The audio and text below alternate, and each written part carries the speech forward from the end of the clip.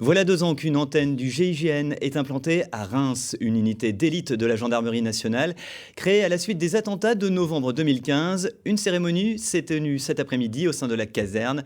L'occasion de faire le point sur le rôle de ces militaires. Alexandre Hébert, Philippe Cocampo. Garde-vous! Le regard sévère, le général passe en revue ses troupes. Un moment solennel avant la remise de ce fanion.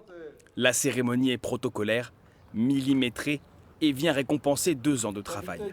Depuis son ouverture en 2016, l'antenne rémoise du GIGN a procédé à une centaine d'opérations et interpellé 99 individus dangereux. Là, on a eu des forcenés, on a eu des rétentions familiales, on a eu des interpellations en milieu ouvert, des interpellations en milieu fermé, des transformations d'individus très dangereux. Entre autres, on a été engagé sur une équipe de chez nous sur l'IRMA. On a actuellement un personnel qui est engagé en qualité de protection de personnalité sur un territoire en crise.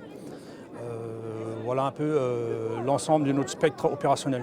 Créée suite aux attentats de novembre 2015, cette antenne s'entraîne aussi à répondre à la menace terroriste, comme lors de cette démonstration. Une antenne dont l'emplacement n'a pas été choisi au hasard. Effectivement, l'antenne GIGN de Reims a été placée à cet endroit-là parce qu'on a un axe routier qui est très favorable, que ce soit l'autoroute vers l'est, vers le nord et vers le sud de la zone.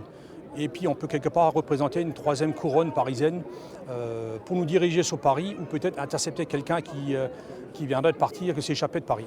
Une antenne très mobile. Depuis sa création, elle est intervenue dans le Grand Est, en Normandie ou encore en Île-de-France.